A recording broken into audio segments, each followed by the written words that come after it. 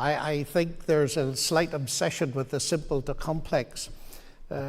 If you're building a factory, say for manufacturing computers, they'll dig a hole in the ground first. That's very simple, and it gets more complex as it goes up. But everything comes from the mind of the planners. And what I'm talking about is inference to the best explanation. And the inference, when we look at the semiotics, say, of DNA and the fact that it carries a biological message, so to speak, to an intelligent designer, seems to me to be much more sensible than the inference to mindless processes that we do not know can do any such thing. But that's a big debate, and we've both written about it, and you'll have to be referred to the literature, because I want to come to this topic about Christianity being dangerous, and I want to agree very largely with a lot of what you say, the danger of fanatical religion that fans the flames of violence. And quite frankly, I'm ashamed as a Christian of the reputation, particularly in the Middle Ages, the Crusades and so on, that they're associated with Christianity. But I'd like to point out that the perpetrators of that kind of atrocity were not following Christ, but they were actually disobeying his explicit command, because he prohibited, very famously, as you know, his followers from using physical weapons. My kingdom is not of this world, he told them. He told Pilate. And it's very interesting, to my mind, that Christ was actually put on trial for being a fanatical terrorist. That's very easy to forget, and he was publicly exonerated from the charge by the Roman procurator. Truth cannot be imposed by violence, particularly the truth that Christ had come into the world to bring a message of God's love and forgiveness. So I would agree with you, and the danger of training children to be fanatics by not allowing them to question is a very serious one. And I'm so glad that I had parents who encouraged me to think, and part and parcel of the Christian faith was that thinking. Now, you ask us to imagine with John Lennon a world without religion. Well, I'd like you to imagine with John Lennox a world without atheism, with no Stalin, with no Mao, with no Pol Pot, to name the heads of the 3 officially atheistic states. A world with no gulag, no cultural revolution, no killing fields. I think that would be a world worth imagining too. And I must say, I am very disturbed in your book by what seems to me to be an attempt to airbrush out the atrocities of the communist world. I've spent a lot of time visiting that part of the world, and I don't recognize anything that you say. Atheism was not peripheral to Marxism. For Marx, the criticism of religion was the foundation of all criticism. And so, it concerns me that a scientist who's very interested in historical science in the sense of evolutionary biology unraveling history is content with a very superficial analysis of the period of the Cold War.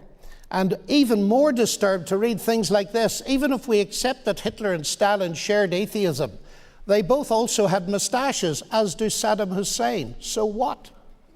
Well, yes, all 3 of them had noses in common with the rest of us. But what kind of reasoning is this? We're not talking about shared characteristics in general, but the motivating ideology that drove these men to murder millions in their attempt to get rid of religion, whether Jewish, Christian, or anything else. So I'm very disturbed at your historical analysis. You write that you don't believe there's an atheist in the world who would bulldoze Mecca or Chartres or York Minster or the Cathedral of Notre Dame. But what about the thousands of churches that were demolished in Stalin's Russia and the forced transformation of them into museums? Now, I can understand why one would want to rewrite the history of the 20th century to airbrush out the role of atheism, because one could very easily draw a parallel between the anti-religious agenda of the new atheists and the attempt of communism to obliterate religion. That's not going the right way, I think. And I'm sure that you would be rightly insulted, and I wouldn't suggest it for a moment, If I were to say that because you and Stalin were atheists, that you would have approved of the ruthless elimination of millions, you rightly expect me to differentiate between atheists. I would like you to write another book in which you differentiate between religions, because they are not all the same. Some support fanaticism, others don't. And then finally, you contend that the teachings of moderate religion are an open invitation to extremism. Well, that is not true of the teachings of Christ. I can't speak for other religions. But what about the moderate teaching of atheism? I've sat beside a young girl of 13 in the GDR who's just been told as the brightest child in the school that she cannot have any more education since she's not prepared to swear public allegiance to the atheistic state. I would call that intellectual murder, and it was committed many times in the name of atheism. But according to you, it's far worse than bulldozing buildings, but you say there's not the smallest evidence that atheists do such things. But there is. But perhaps I've misunderstood you. You did.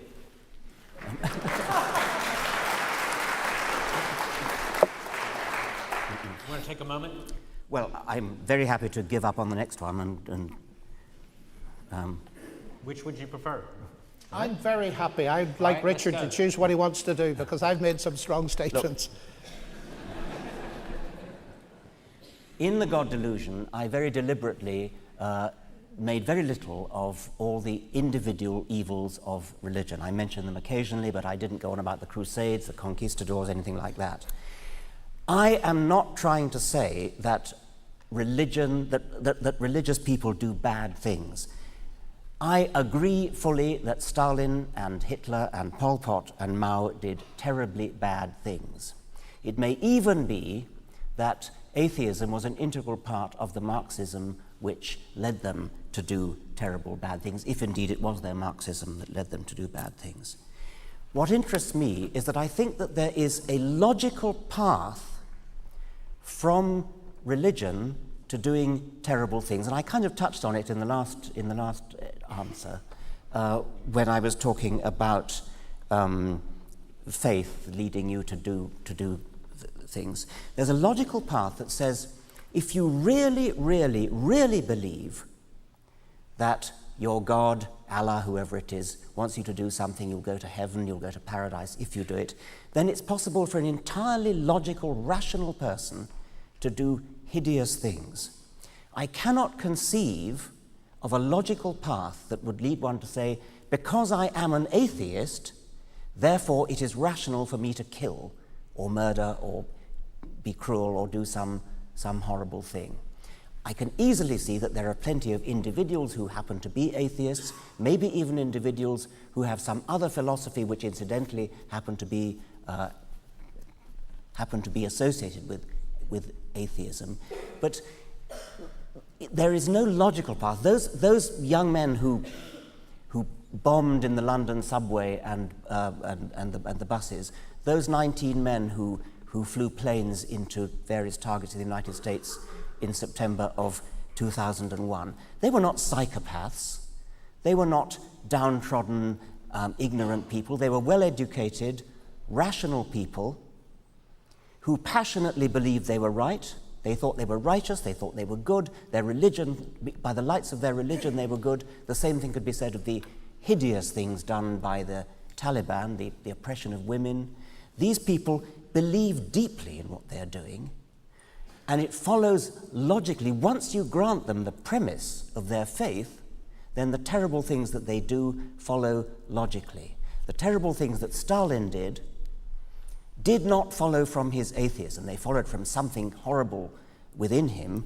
Christopher Hitchens has made the point that Stalin was, in effect, a new Tsar of a country which, for centuries, had been brought up to believe that there was a semi-divine king, the Tsar, and it would have been madness for Stalin not to have exploited this cringing loyalty in the peasantry that had been for centuries subjugated to the Tsars. It would have been madness for Stalin not to have done that. It would have been madness for Hitler, whether or not Hitler himself was religious, and there's some dispute about that. There's a good case to be made that Hitler was religious, but I don't care whether he was or not. The fact is that Hitler's terrible deeds were done by Christians who were I think I leave that. I mean, I think even that's not relevant. The point I would return to yet again is that you will not do terrible deeds because you are an atheist. You may, not for rational reasons, you may well, for very rational reasons, do terrible things because you are religious. That's what faith is about. That's what faith means. I suppose you could say that there was a kind of faith that motivated Hitler's followers and Stalin's followers as well, but that's a separate point. Let's have a brief response. We do want to get through all of the topics tonight, but Dr. Lennox? Well, I would want to argue that there's a logical path from any ideology. From any ideology that's fanatical and oppressive to the kind of behavior you say, whether it's religion or atheistic, because atheism is a faith, of course, as well. It's not. Of course it is. Well, okay. Don't you believe it?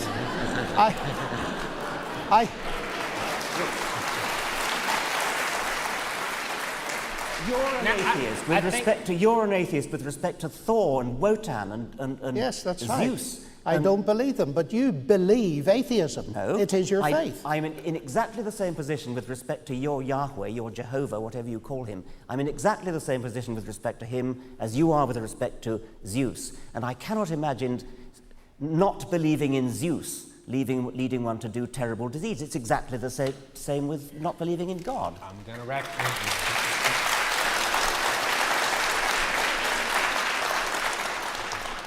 I mean it now this time, Dr. Lennox. If we're going to get to the rest of the debate. Yes, let's go on. All right. Let's go on. I think the issue has nothing to do with Zeus and so on. They're non-existent deities. The issue is to do with two alternative... Okay. Is to do with two alternative explanations of the universe.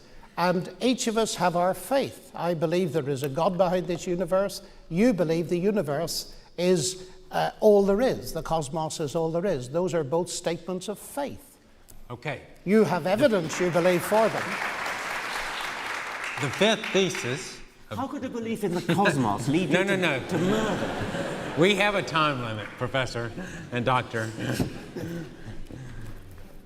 The fifth thesis is that no one needs God to be moral. I only have one quote. It's from 226. It's short. We do not need God in order to be good or evil.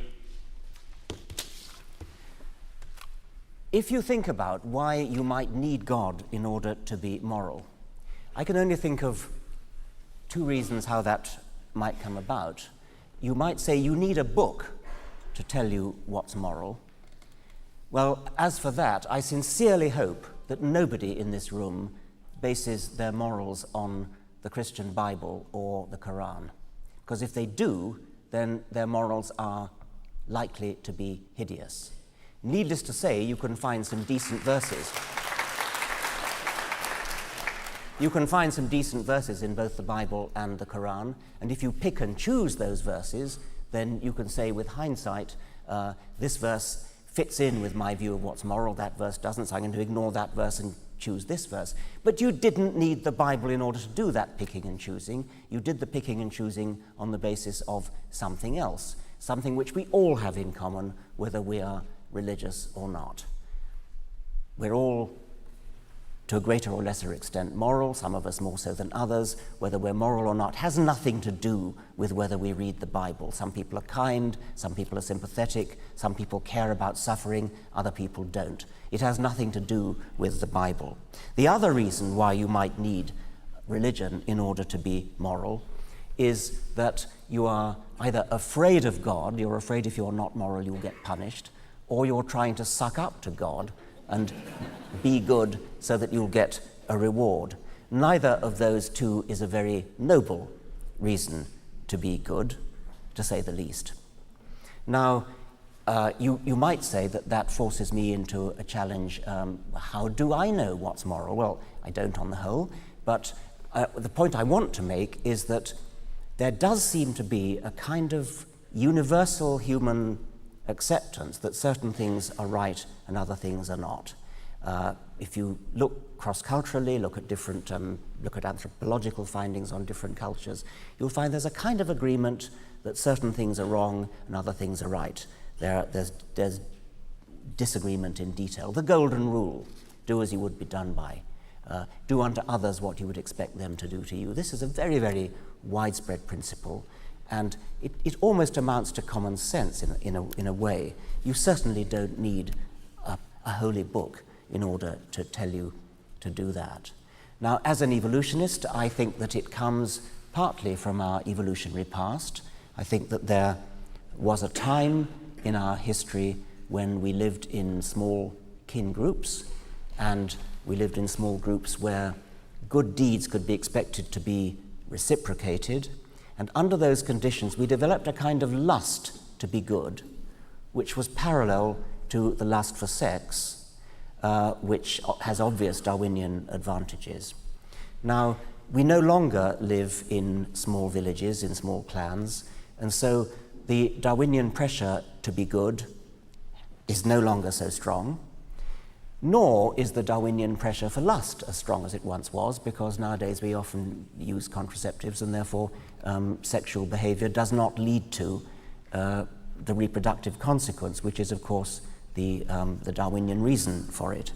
But that doesn't matter. The point is that our evolutionary past built into us a lust for sex, and by the same token it built into us a lust to be good, a lust to be friendly, a lust to cooperate, a lust to be sympathetic towards suffering. So I think it partly comes from that, but it also comes from something less easy to define, but which is clearly there, because I call it the shifting moral zeitgeist. It's something that changes from decade to decade. Living as we do in 2007, there will be a broad consensus of what's right and wrong.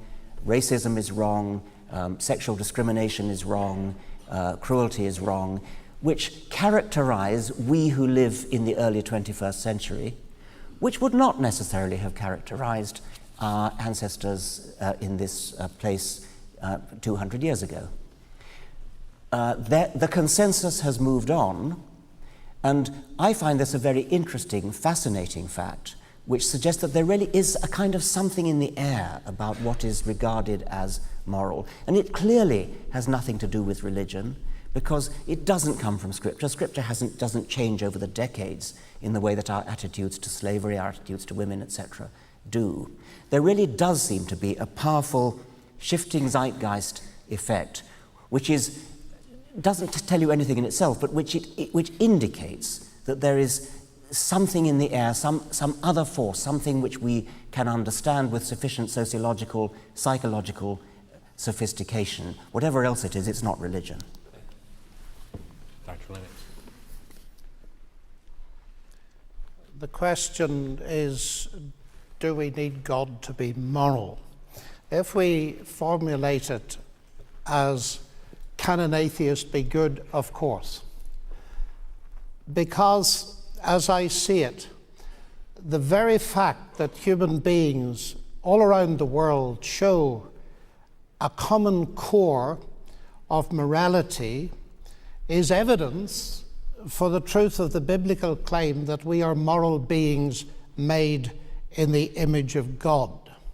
So what I would want to say is this: of course we can be good without God in the sense of our personal behavior, but I'm not sure whether we can find foundations for the concept of being good without God. You admit that you cannot get ethics from science. In your book, A Devil's Chaplain, science has no methods for deciding what is ethical. And I find it very interesting, reading one of your other books, River Out of Eden, to find what I understand is your analysis of what the universe is like at bottom. In a universe of blind physical forces and genetic replication, some people are going to get hurt, other people are going to get lucky, and you won't find any rhyme or reason in it, nor any justice. The universe we observe has precisely the properties we should expect if there is at the bottom no design, no purpose, no evil, and no good. Nothing but blind, pitiless indifference. DNA neither knows nor cares. DNA just is, and we dance to its music. Now that seems to me to be saying that good and evil don't exist, so I don't even know where you get the moral criteria to discuss it. If a rock falls off a mountain onto your head and kills you, it makes no sense calling the rock evil. It just exists. If Pol Pot chooses to eliminate 1 million intellectuals, or the 9/11 terrorists choose to fly hundreds of people to their deaths into the Twin Towers, how can you call them evil if they were simply dancing to their DNA? Now that strikes me as a hideous world you're delivering us into, that is no morality at all.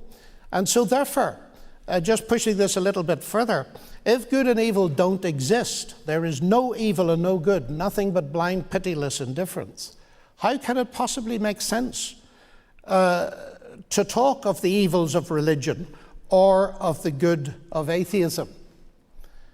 Now, I know that you suggest elsewhere that we have to rebel against our genes, but that creates, to my mind, an immense problem with what you say, because if we are nothing but our genes and dancing to the tune of our DNA, what part of us can rebel against them? So I want to suggest this, that far from atheism delivering an adequate explanation for morality, it dissolves it. And it's a problem that's been around for centuries. How can something mindless and impersonal like the universe impose a sense of morality upon us? And David Hume, a philosopher whom you quote, pointed this out very clearly. He said, you just cannot get an ought from an is. You cannot derive morality and ethics from matter and energy. You cannot go from facts to values. And what concerns me greatly is that, although you don't say it in your book, is that this kind of philosophy that has no base for morals in a transcendent God has got to find morality either in raw nature or a combination of nature and society, and often leads to a kind of utilitarianism. And we are in serious ethical confusion, I think, in our contemporary world, in the legal sphere, in the ethical, in the medical sphere, and in the business sphere, because the foundations are crumbling. And I want to suggest, I know it's provocative, but I want to suggest that Dostoevsky was very perceptive, and I've had many Russians agreeing with me, when he said, if God does not exist, everything is permissible. He's not saying that people can't be good. He's saying that the foundations of morality are removed. And Nietzsche predicted exactly the same thing. So I find that trying to get morality elsewhere is something that is doomed to destruction. I would love to spend time discussing the Bible. I think your view of the Bible is a bit one-sided. There are things there to be discussed. We're about to turn to it. Okay, fine. The last thesis.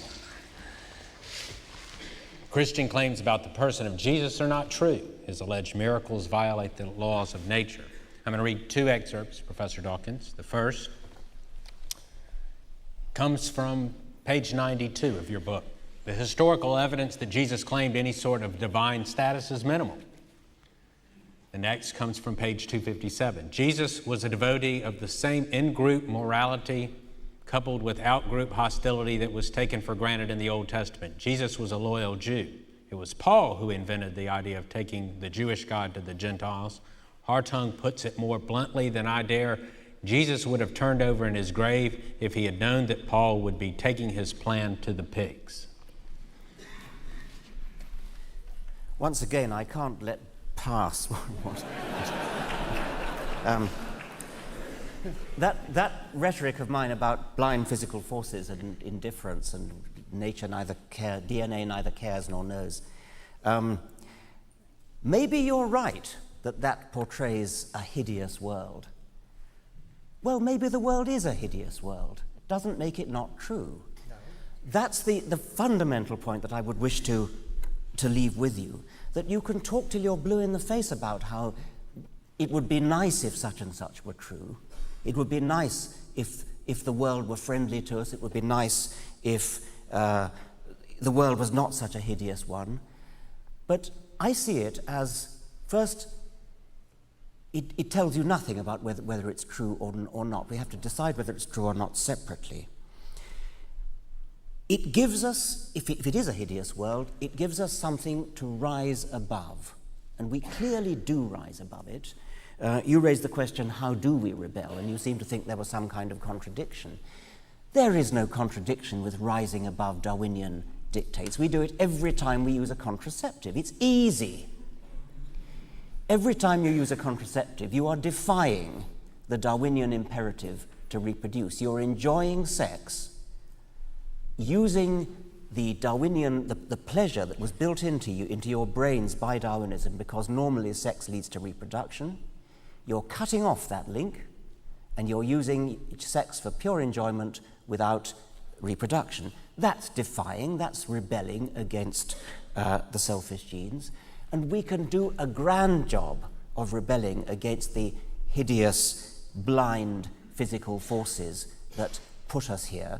We understand what put us here. We understand that we are here as a result of a truly hideous process. Never mind about the effects on humanity. Natural selection, the process which guides evolution, the process whereby... I have to cut you off. Sorry? I'm going to have to cut you off. Okay. Natural selection is an ugly process that has beautiful consequences. We humans can rise above it. That's only 2.5 minutes. Okay. Well, our time has been used a lot by the free exchange. I appreciate it. I appreciate it. If you would like to take 30 seconds to wrap up, please Well, do. what about the final wrap-up that we're going to do? We will do that, and that's our best opportunity if it's still left. Dr. Lennox. Which question do you want me to refer Well, to? it's your choice, I guess. Well, I think I'd like to make a comment on what Richard just said, because I think you are talking about two different things. My point was this, that if you believe that the universe is at bottom, there's no good and evil, you remove from yourself the categories you're using to discuss morality. That's my point. You're assuming it's true. I'm arguing on the basis of its truth that you're removing those categories, and therefore you leave yourself powerless to comment. Right. You make a good point that I've removed any absolute standard of morality. The empirical fact, however, is that we all very largely share what we regard as morality. And that's a very interesting goes fact. much further than that. If that's what you meant, you should have written. Well, I kind of there's did. no good or evil is a very strong absolutist statement, I would have thought. How about... But I want to refer to this. How about the topic? Let me say something about this thesis about the person of Jesus and so on. Again, I have concerns about the God delusion in its treatment of the authority and reliability of Scripture. Because those who've studied it in detail, and I see reference to very few scholars in his book, have come to the conclusion that, say, for example, the historian Luke is one of the most authoritative historians of all ancient history. And Sherwin White of Oxford, a Roman historian, says that it would be absurd to suggest that Luke's basic historicity was false, even in matters of detail. And I'm concerned too, not only about your attitude to history, Richard, but your description of Jesus as belonging to a person who practiced an in-group morality and out-group hostility, and your interpretation of love your neighbor, which I note doesn't come from a theologian, but from an anesthesiologist. And I think he just might have put you to sleep a little bit as you read it, because in Leviticus, which quotes love your neighbors yourself, just a bit further down, it says, when a stranger sojourns with you in your land, you shall not do him wrong. You shall treat the stranger who lives with you as the native among you, and you shall love him as yourself, because you were strangers in Egypt. So in point of historicity, you are totally wrong about the attitude of Jesus. In fact, I would have thought you'd have been very familiar with the parable of the Good Samaritan. And in that parable, it was a Samaritan, one of the strangers, that showed mercy. And that was precisely the parable that Jesus taught to illustrate the love your neighbor as yourself of Leviticus. Now, a mistake like that seems to me to be very serious indeed. I mean, I react to it a bit like this. What would you think if I got all my views on Darwin from an engineer and never bothered to read The Origin of Species? I think you would be distressed by that. But finally, a word about miracles. This is a massive subject. You claim with David Hume that miracles violate the laws of nature. Well, David Hume's a very curious person to quote on this topic, because David Hume didn't believe really in the laws of cause and effect on which laws of nature are founded. He didn't believe in causality, and he didn't appear to believe in the principle of induction. And so that he's not a very good authority to quote. Secondly, I do not think that miracles are violations of the laws of nature, because the laws of nature describe what normally happens. God, who is the God of this universe and created it with its regularities, is perfectly at liberty to feed a new event into the universe. Just as C.S. Lewis makes a point, if I put $2 plus $2 in my desk tonight, $4. If I find in the morning is $1, I don't say that the laws of arithmetic have been broken. I say the laws of Alabama have been broken. And I call for a federal judge. Well, the federal judge is going to ask that you continue your remarks with the understanding that you really are needing to conclude them within the next couple of minutes to give Professor Dawkins the last word. There is a broadcast audience. That is part of the reason for our time limits. Were those meant to be my concluding remarks? No, I'm giving you an extra minute or so to make my concluding to make remarks. your concluding remarks. My final conclusion for the night. Before giving the last word to Professor Dawkins. Okay. Well, ladies and gentlemen, it's been an interesting discussion. I'll have to make my remarks very briefly. I do not think the answer is atheism, though I agree with much of the criticism that Richard makes of religion. I think the book, The God Delusion, gives the game away in the dedication at the front of the book to Douglas Adams, where he says, "Isn't it enough to see that a garden is beautiful without having to believe that there are fairies at the bottom of it too?"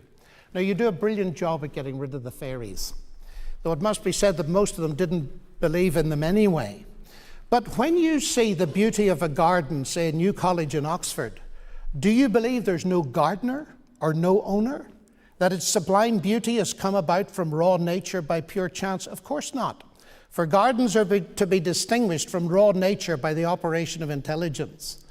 And what you're doing in your book, I think, is presenting us with an obviously false set of alternatives. Either we take gardens on their own or the garden plus fairies. But they don't appear on their own. They have gardeners and owners. So does the universe. You say there's no evidence of God, and yet your very description of the universe as a garden bears witness that the evidence is all around you. Atheism, ladies and gentlemen, is not only false, it contains no message that deals with the central problem of human rebellion against God. History is littered with attempts to build a godless utopia, each one of them based, as the book of Genesis suggests that they would be, on a denial that God has ever spoken or even that he exists. And I would remind you that the world that Richard Dawkins wishes to bring us to is no paradise except for the few. It denies the existence of good and evil. It even denies justice. But ladies and gentlemen, our hearts cry out for justice. And centuries ago, the Apostle Paul spoke to the philosophers of Athens and pointed out that there would be a day in which God would judge the world by the man that he had appointed, Jesus Christ, and that he'd given assurance to all people by raising him from the dead. And the resurrection of Jesus Christ, a miracle, something supernatural, for me constitutes the central evidence upon which I base my faith, not only that atheism is a delusion, but that justice is real and our sense of morality does not mock us. Because if there is no resurrection, if there is nothing after death, in the end, the terrorists and the fanatics have got away with it. Okay.